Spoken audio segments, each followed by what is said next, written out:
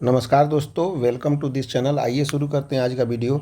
इस वीडियो में हम लोग देखेंगे करंट इलेक्ट्रिसिटी, जो कि नया चैप्टर होगा। चैप्टर नंबर 3 हमारा फिजिक्स का होगा। फिजिक्स का अभी तक हम लोग 2 चैप्टर को कंप्लीट कर चुके हैं। पहला नंबर चैप्टर था electric charge and field and Gauss theorem and its application. पहला चैप्टर हमने कंप्लीट किया। दूसरा चैप्टर हमने कंप्लीट किया इलेक्ट्रिक पोटेंशियल एंड कैपेसिटर। अब हम लोग तीसरा चैप्टर स्टार्ट कर रहे हैं आपका करंट इलेक्ट्रिसिटी का। तो अभी तक हम लोग इलेक्ट्रोस्टैटिक यानी कि स्थिर वैद्युतिकी को पढ़ रहे थे, जहाँ पे करंट स्टैटिक्स रहता है। लेकिन अभी हम लोग को अब करंट इलेक्ट्रिसिटी पढ़ना है, यानी कि विद्युत धारा, यानी कि यहाँ पे गतिमान अवस्था में जो करंट फॉलो करता है, इसके बारे में हम लोग को अध्ययन करना है। तो करंट इलेक्ट्रिसिटी आज से हम शुरू कर रहे हैं। करंट इलेक्ट्रिसिटी को शुरू करने के पहले सबसे पहले हम लोग विभवांतर और विद्युत वाहक बल को पढ़ लेते हैं, जिससे हम लोगों को करंट इलेक्ट्रिसिटी को समझना और आसान हो जाएगा। तो सबसे पहले हम लोग पॉइंट लिखते हैं, विद्युत वाहक बल किसे कहते हैं। विद्युत वाहक बल, जिससे हम लोग इंग्लिश में बोलते हैं इलेक्ट्रोमोटिव फोर्स, और इसको हम लोग शॉर्ट फॉर्म में ईएमएफ से डिनोट भी करते हैं। तो हम लोग को जानना है कि इलेक्ट्रोमोटिव फोर्स यानी कि विद्युत वाहक बल क्या है। इसको हम लोग अगर यदि ई से डिनोट करते हैं तो ई इज इक्वल टू हो जाता है आपका W/Q, यानी कि कार्य बाई आवेश को हम लोग क्या बोलते हैं, विद्युत वाहक बल बोलते हैं। कार्य बाई आवेश को हम लोग बोलते हैं विद्युत वाहक बल। इसका यूनिट निश्चित रूप से जैसे V=W/Q होता है, तो उसका यूनिट होता है वोल्ट। तो यहाँ पे इसका भी यूनिट कितना हो जाएगा, वोल्ट हो जाएगा। यानी कि विद्युत वाहक बल का यूनिट हमारा कितना हो जाएगा, वोल्ट हो जाएगा। उसके बाद में यदि यहाँ पे कंसीडर करते हैं कि कंडीशंस ले लेते हैं, इफ़ Q=1 कूलम्ब हो जाता है, Q=1 कूलम्ब दिया रहे, देन निश्चित रूप से यहाँ से हो जाएगा इस ई किसके बराबर हो जाएगा, तो E हो जाएगा W के बराबर हो जाएगा। यानी कि जब किसी भी परिपथ में आवेश जो है 1 कूलम्ब के बराबर हो, तो विद्युत वाहक बल में जो कार्य किया जाएगा वही हमारा विद्युत वाहक बल हो जाएगा। यानी कि ये किसके लिए होगा, ये बंद परिपथ के लिए काम करता है। विद्युत वाहक बल जो होता है वो हमेशा बंद परिपथ के लिए काम करता है, जिसे हम लोग बोलते हैं क्लोज सर्किट। तो यानी कि अगर इसका डिफिनेशन दिया जाए विद्युत वाहक बल को, तो हम लोग बोल सकते हैं कि यहाँ पे Q=1 कूलम्ब है, यानी कि एकांक आवेश को पूरे विद्युतीय परिपथ में प्रवाहित करने पर जितनी ऊर्जा व्यय होती है, उसे उस सेल का हम लोग क्या बोलते हैं, विद्युत वाहक बल बोलते हैं। तो इस तरह से हम लोगों ने यहाँ पे विद्युत वाहक बल को देख लिया। अब उसके बाद में हम लोग विद्युत वाहक बल का डिफिनीशन चूँकि W/Q है, और विभवांतर का भी हम लोगों ने W/Q ही देखा था। तो कहने का मतलब है कि विद्युत वाहक बल और विभवांतर में क्या अंतर है, इसको हम लोग थोड़ा सा देख लेते हैं।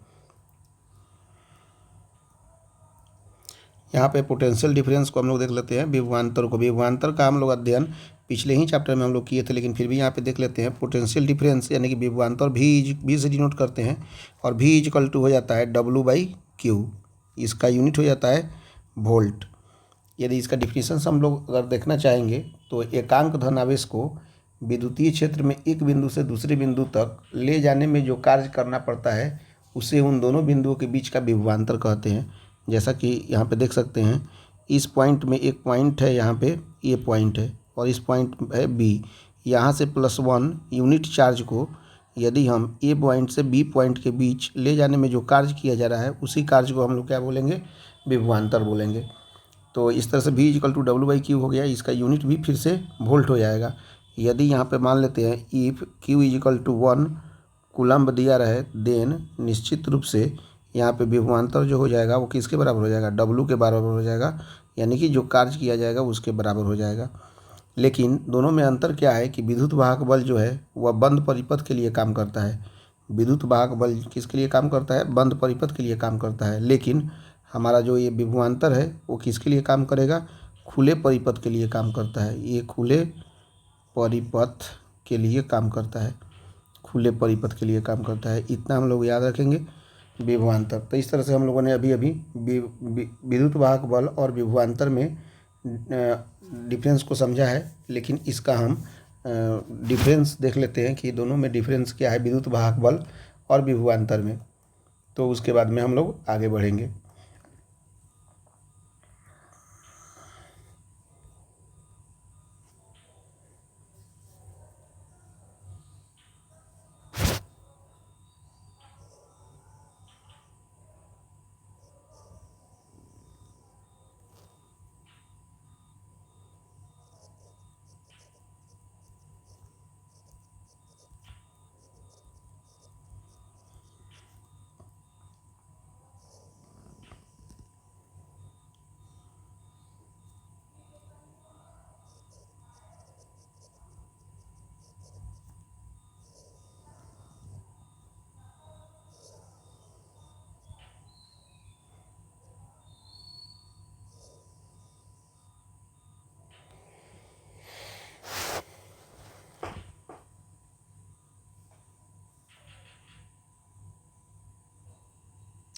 तो सबसे पहला पॉइंट हम लोग देखेंगे विद्युत वाहक बल में। तो विद्युत वाहक बल जो होता है वह निश्चित रूप से ये, जैसा कि हम लोग यहाँ पे देखें कि ये बंद परिपथ के लिए काम करता है, तो यहीं हम लोग याद रखेंगे कि विद्युत वाहक बल जो होता है वह बंद परिपथ के लिए काम करता है। और इसमें जो होगा विभवांतर जो होगा वह कहाँ पे काम करेगा, यह खुले परिपथ के लिए काम करेगा, यह खुले परिपथ के लिए काम करेगा। उसके बाद में यह जो होता है निश्चित रूप से दूसरा नंबर में ये सेल के लिए काम करता है। विद्युत वाहक बल सेल बोल सकते हैं या किसी बैटरी के लिए काम करता है। और विभवांतर जो होता है वह किसी उपकरण या मशीन के लिए काम करता है या किसी परिपथ के लिए काम करता है। दोनों में ये अंतर है।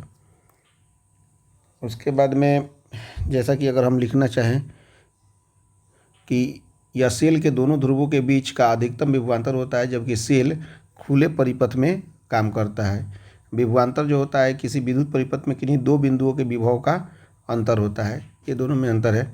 विद्युत परिपथ भंग होने पर भी उसका अस्तित्व रहता है, किसका, तो विद्युत वाहक बल का।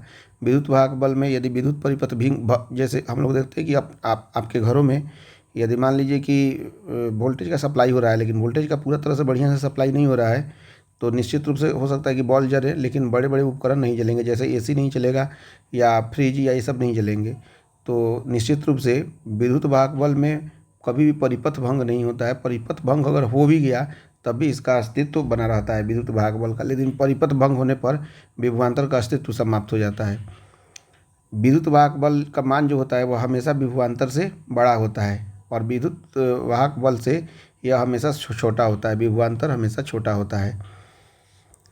विद्युत वाहक बल के कारण ही आपका परिपथ में धारा प्रवाहित होती है।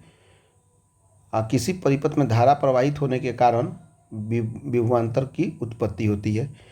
तो इस तरह से अब हम लोग देख लेते हैं कुछ कंडीशंस। कंडीशंस क्या है आपका, कंडीशंस नंबर 1 आपका हो सकता है कि यदि विद्युत वाहक बल को यदि ई से डिनोट करें और विभवांतर को भी से डिनोट करेंगे, तो पहला कंडीशन हो जाता है if E is greater than भी, माने विद्युत वाहक बल का मान विभवांतर से बड़ा हो, तो इसका मतलब ये हो जाता है कि ये बंद परिपथ को शो करता है, ये बंद परिपथ को शो करता है। दूसरा कंडीशन हो सकता है यदि विद्युत वाहक बल यानी कि ई बराबर हो भी के, यानी कि विद्युत वाहक बल किसके बराबर हो, विभवांतर के बराबर हो, तो इसे हम लोग खुला परिपथ कहेंगे। इसे क्या बोलेंगे, खुला परिपथ। तीसरा कंडीशन हो सकता है कि ई लेस देन भी हो, यानी विद्युत वाहक बल का मान विभवांतर से छोटा हो, तो निश्चित रूप से ये भी खुला परिपथ ही कहा जाएगा। ये भी क्या कहा जाएगा, खुला परिपथ कहा जाएगा।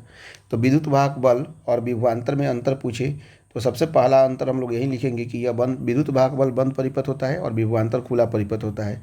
विद्युत वाहक बल जो होता है वह सेल या बैटरी के लिए काम करता है, लेकिन विभवांतर जो होता है किसी भी उपकरण या परिपथ के लिए काम करता है। तीसरा डिफरेंस हम ये लिख सकते हैं, विद्युत परिपथ भंग हो गया तो भंग होने के बावजूद भी विद्युत वाहक बल काम करता है, यानी कि अस्तित्व में रहता है। लेकिन विद्युत परिपथ जैसे ही भंग हो जाएगा वैसे ही विभवांतर का अस्तित्व समाप्त हो जाएगा।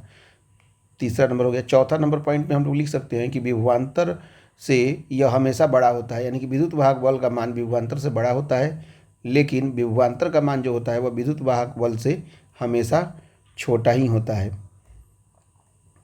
विद्युत परिपथ में जो होता है धारा प्रवाहित होती रहती है, लेकिन किसी परिपथ में धारा प्रवाहित होने के फलस्वरूप ही विभवांतर की उत्पत्ति होती है या विभवांतर उत्पन्न होता है।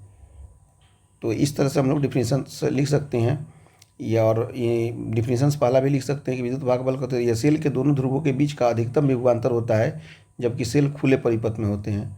अब विभवांतर जो होता है किसी विद्युत परिपथ में किन्हीं दो बिंदुओं के बीच के विभव का अंतर होता है।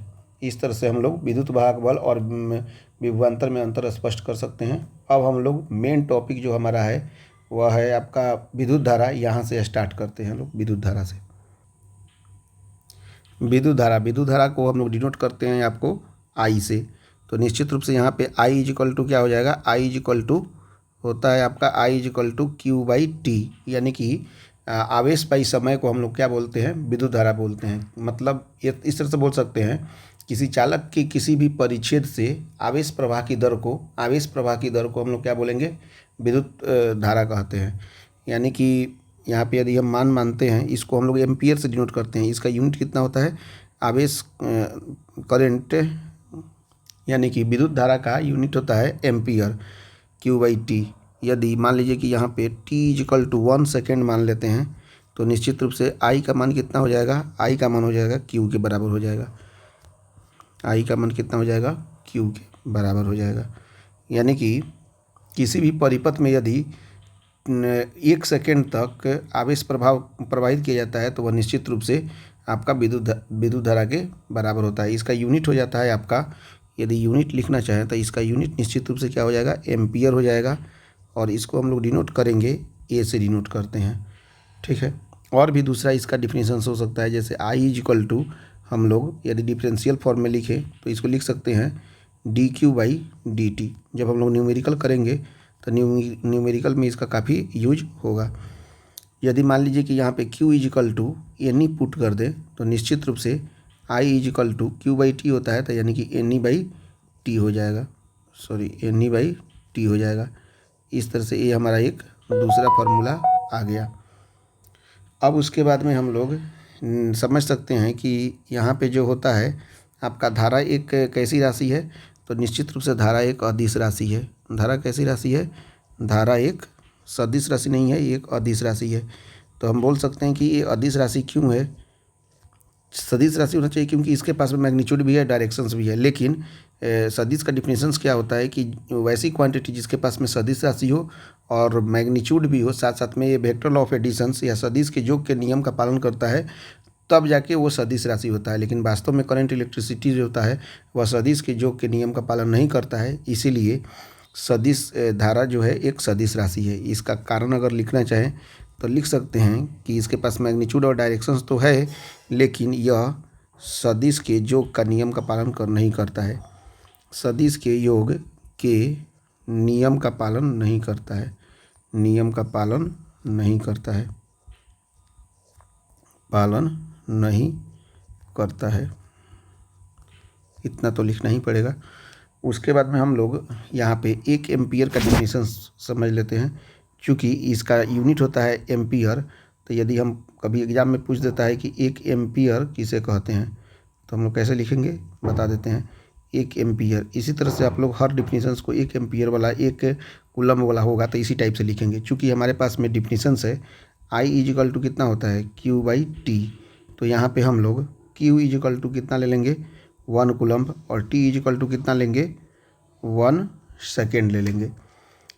तो इतना लेने से क्या होगा, तो आराम से अब इस इक्वेशंस में पुट कीजिए समीकरण 1 में। तो समीकरण 1 में 1 से आप पुट कर दीजिए, I = हो जाएगा 1 कूलम / 1 सेकेंड, यानी कि 1 कूलम पर सेकेंड हो गया। इसी को हम लोग बोलते हैं I = 1 कूलम पर सेकेंड को हम लोग क्या बोलते हैं, 1 एम्पियर। ये हमारा डिफिनेशंस निकल गया। अब इसको लिखना चाहे तो लिख सकते हैं कि यदि किसी चालक के परिच्छेद से 1 सेकेंड तक, यानी कि किसी की चालक के परिच्छेद से 1 सेकेंड में 1 कूलम आवेश प्रवाहित होता है, उससे उस चालक में बहने वाली धारा का मान 1 एम्पियर होता है।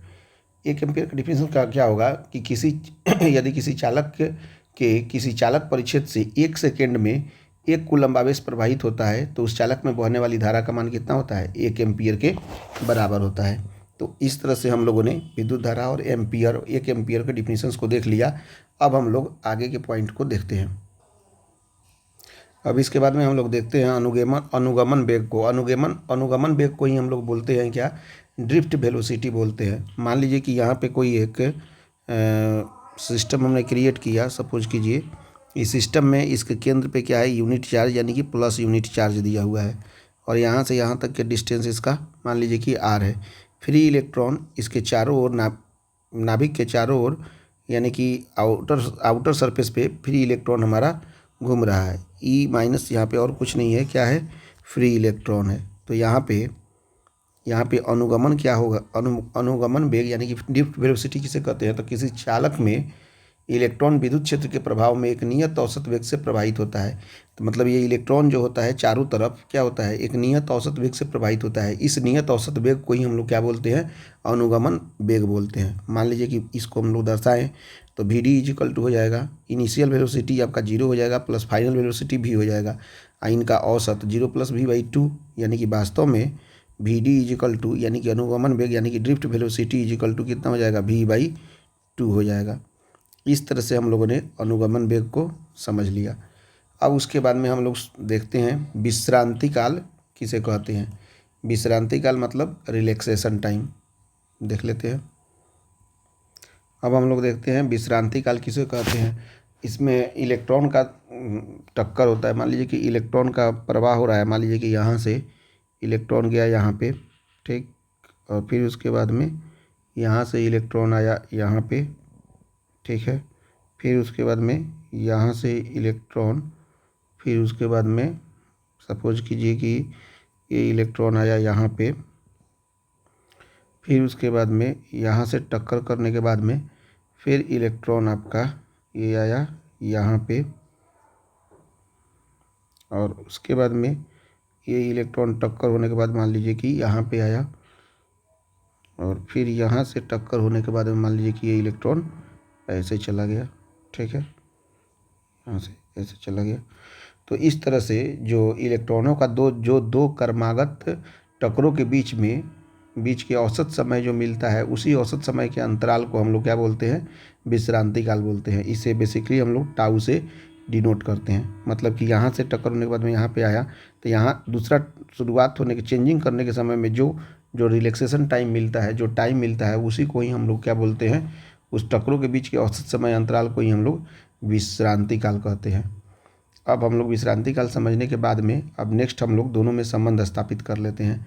मतलब धारा और अनुगमन वेग में क्या संबंध। अब हम लोग संबंध स्थापित करते हैं धारा तथा अनुगमन वेग में क्या संबंध है। तो सपोज कीजिए कि इसको मानने के लिए माना कि यहाँ पे एक चालक तार बना लेते हैं। तो सपोज कीजिए कि एक चालक तार यहाँ पे दिया हुआ है, और इस चालक तार का अनुप्रस्थ क्षेत्रफल जो है, इस चालक तार का अनुप्रस्थ क्षेत्रफल हम मान लेते हैं ये है, ठीक है। फिर उसके बाद में इसके प्रति एकांक आयतन में इलेक्ट्रॉनों की संख्या जो है, एकांक आयतन में इलेक्ट्रॉनों की संख्या जो है मान लीजिए कि n है, और इसका अनुगमन वेग मान लीजिए, अनुगमन वेग vd से डिनोट करते हैं। इतना चीज़ दिया हुआ है। क्या क्या दिया हुआ है, किसी चालक तार का अनुप्रस्थ क्षेत्रफल कितना है ये दिया हुआ है, और उसके प्रति एकांक आयतन में इलेक्ट्रॉनों की संख्या कितना है n है, और यदि इलेक्ट्रॉनों का अनुगमन में vd हो, तब यहाँ पे हम लोग देखेंगे कि इकाई समय में चालक से प्रवाहित होने वाले इलेक्ट्रॉन की संख्या कितना है। तो हम लोग लिखेंगे कि इकाई समय में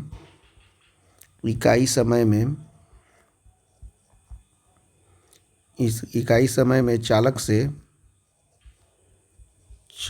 प्रवाहित होने वाले इलेक्ट्रॉनों की संख्या, चालक से प्रवाहित होने वाले इलेक्ट्रॉनों की संख्या कितनी है, इलेक्ट्रॉन की संख्या कितनी है।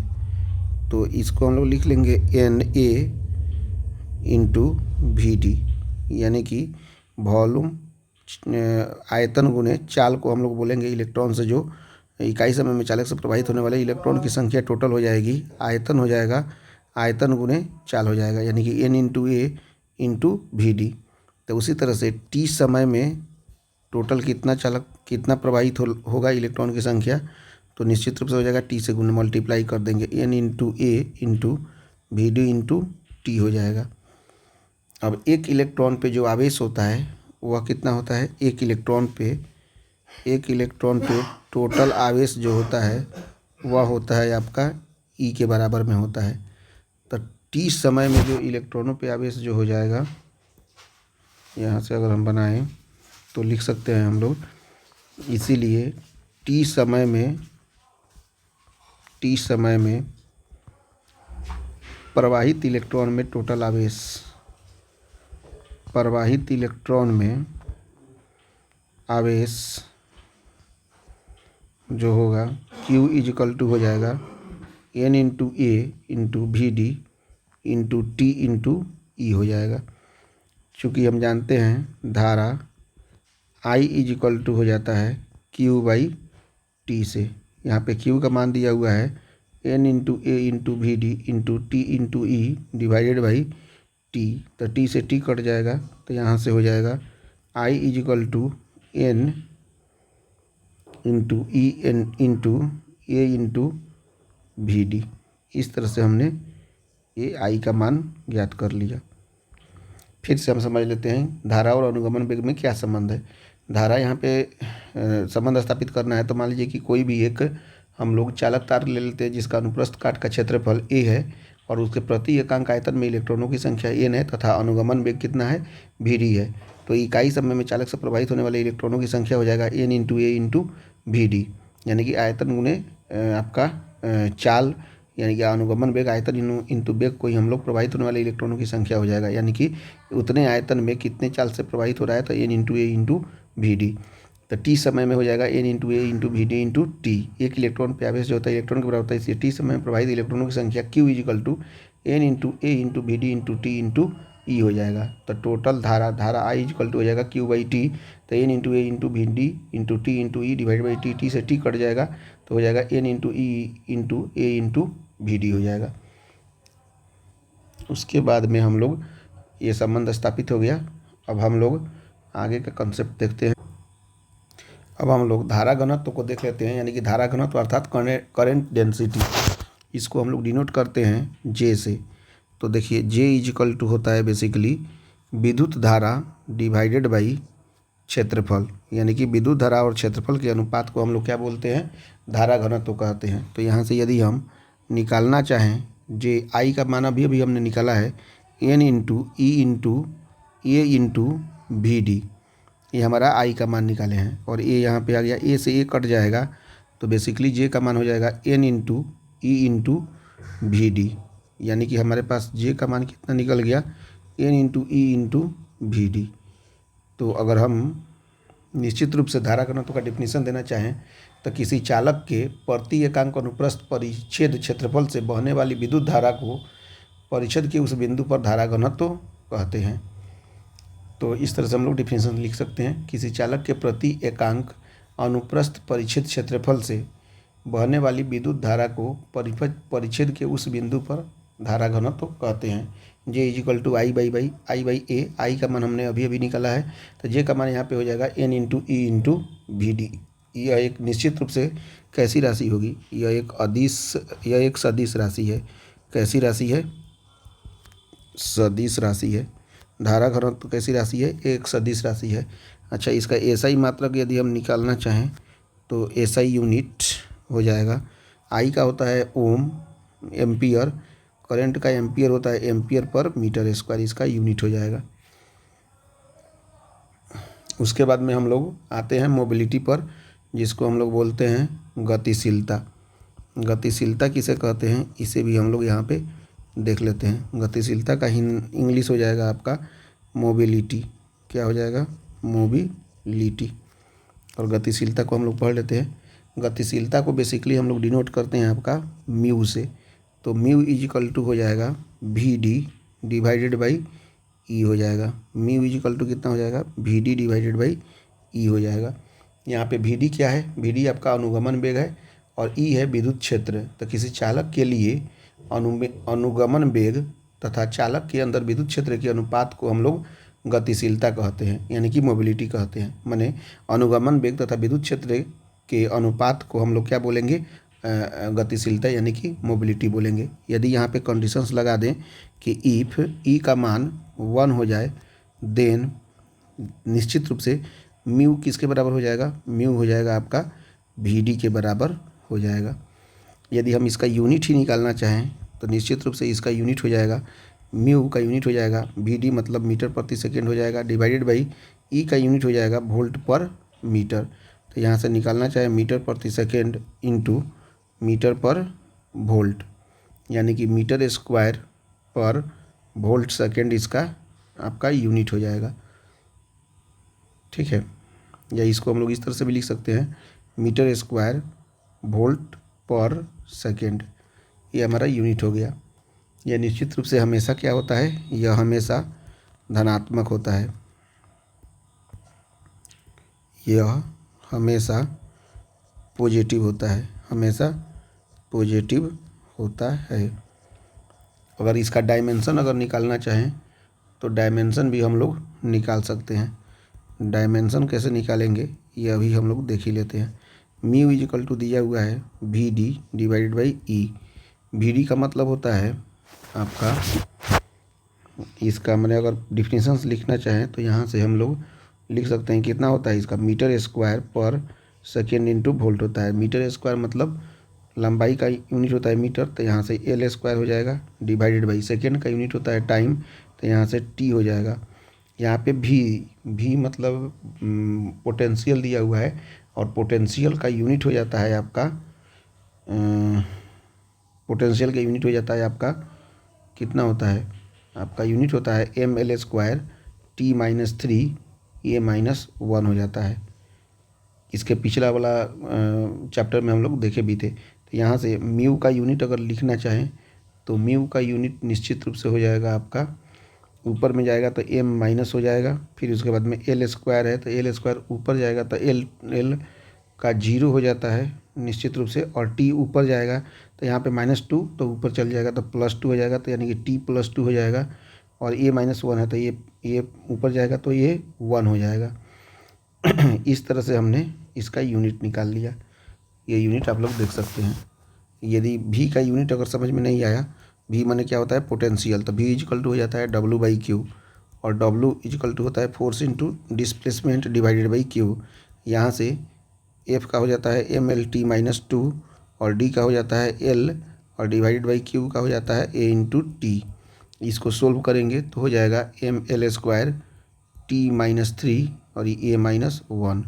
इस तरह से हम लोग भी का यूनिट निकाल लिए, और इसी यूनिट का हम लोग यूज कर लिए हैं यहाँ पे। तो इस तरह से डायमेंशन का डायमेंशन जो हो जाएगा गतिशीलता का, यानी कि म्यू का M-1 L0 T² A1 हो जाएगा। उसी तरह से धारा घनत्व का भी हम लोग निकाल सकते हैं। वीडियो देखने के लिए थैंक यू वेरी मच। आगे के क्लास में हम लोग ओम के नियम को देखेंगे। Thank you.